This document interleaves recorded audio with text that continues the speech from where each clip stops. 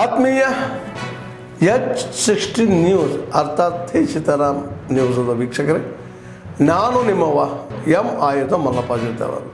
ತಾವು ಈಗ ಸುದ್ದಿಗಳ ಲೋಕಕ್ಕೆ ಎಂಟ್ರಿ ಹೊಡಿತಾ ಇದ್ದೀರಿ.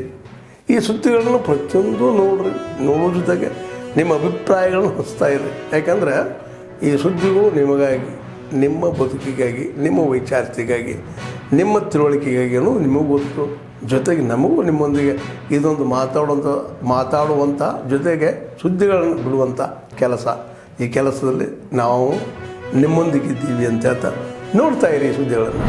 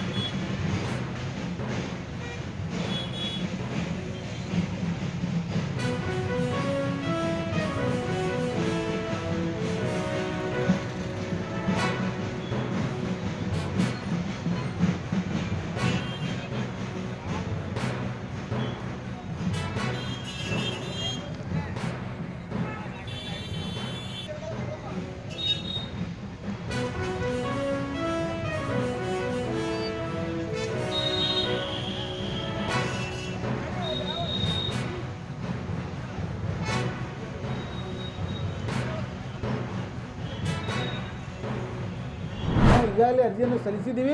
ನನಗೆ ಸೆಕ್ಯೂರಿಟಿ ಅತಿ ಅವಶ್ಯಕತೆ ಇದೆ. ಇದು ಸರ್ಕಾರ ಗಣನೀಯಗೆ ತೆಗೆದುಕೊಂಡು ಅದನ್ನು ನನಗೆ ರಕ್ಷಿಸಬೇಕು. ಯಾಕಂದರೆ ನಾನು ಈ ದೇಶದ ಪ್ರಜೆ ಇದ್ದೀನಿ. ಈ ದೇಶದ ಪ್ರಜೆಗೆ ಮೂಲಭೂತ ಹಕ್ಕಿದೆ, right to liberty and life. Article 21 ಕೆಳಗಡೆ ನನಗೆ ರಕ್ಷಣೆ ಮಾಡಬೇಕಾಗಿದ್ದು ಜಿಲ್ಲಾಡಳಿತ ಮತ್ತು ಪೊಲೀಸ್ ಇಲಾಖೆಯ ಕರ್ತವ್ಯ ಅದ. ಪೊಲೀಸ್ ಮ್ಯಾಗ ಭರೋಸೆ ಇಲ್ಲ ಅಂತ ಹೇಳಿಲ್ಲ ನಾನು. ಈ ಪೊಲೀಸ್ ಇಲಾಖೆ ಸಕ್ಷಮ್ ಇದೆ. ಈ ಪೊಲೀಸ್ ಅಧೀಕ್ಷಕ ವಿಜಯಪುರ ಇವರು ಸಕ್ಷಮ್ ಇದ್ದಾರೆ. ಅವರು ಖಂಡಿತ ನನಗೆ ರಕ್ಷಿಸುತ್ತಾರೆ ಅನ್ನುವಂಥದ್ದು ಭಾವನೆ, ಭರವಸೆ ಎರಡೂ ಇದೆ. ಈ ಪೊಲೀಸ್ ಆಫೀಸರಿಂದ BJP ಕೈಗೊಂಬೆಯಾಗಿ ಕೆಲಸ ಮಾಡಿದ್ದು. ಎಲ್ಲ ಪೊಲೀಸರು ದುಷ್ಟರಲ್ಲ, ಆರೋಪಿ ಪೊಲೀಸರು ದುಷ್ಟರದಾರ. ಎಲ್ಲ ಪೊಲೀಸರು ದುಷ್ಟನ ಅಂತ ನಾನು ತಪ್ಪಾಗುತ್ತೆ. ಧನ್ಯವಾದ. वहां पे कोई यमुना जी नहीं है, वहां पे तालाब है. नरेंद्र मोदी जी अपने स्विमिंग पूल में नहाने गए, तालाब में नहाने गए. उनको यमुना से कुछ लेना देना नहीं, उनको छठ पूजा से कुछ लेना देना नहीं.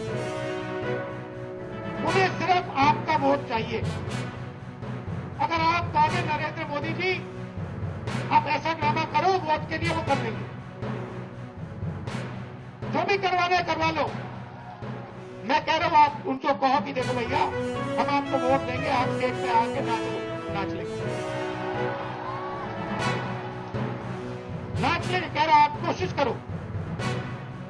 मोदी जी आइए, स्टेज पे आइए, भाषण मत दीजिए, डांस कर दीजिए, हम आपको वोट देंगे, देखना कर देंगे।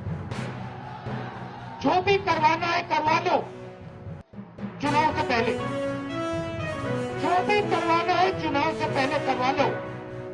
चुनाव के बाद नरेंद्र मोदी नहीं दिखाई देंगे। चुनाव के बाद नरेंद्र मोदी जी अंबानी जी की शादी में दिखाई देंगे, सूट बूट वालों के साथ दिखाई देंगे, किसानों के साथ, मजदूरों के साथ नहीं दिखाई देंगे।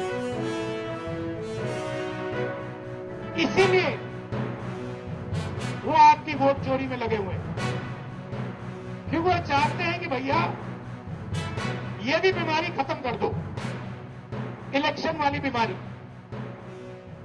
मैं आपको बता रहा हूं, महाराष्ट्र में इन्होंने चुनाव चोरी किया है, हरियाणा में इन्होंने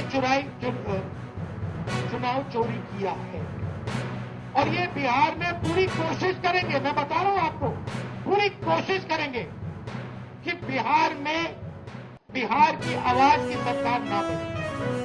ये लगे हुए हैं, एसआईआर का यही मतलब है। तो आपको पूरा दम लगाकर, बिहार के युवाओं को पूरा दम लगाकर हर व्यक्ति को बाहर निकालकर वोट डालना है महागठबंधन।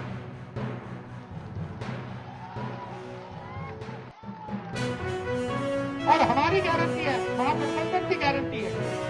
और मैं आपसे कह रहा हूं, मैं झूठ नहीं बोलता हूं, मैं आपसे कह रहा हूं कि हर वर्ग की, हर जात की, हर धर्म की सरकार बिहार में हम बनाएंगे, किसी को नहीं पीछे छोड़ेंगे, चाहे वो ईबीसी हो,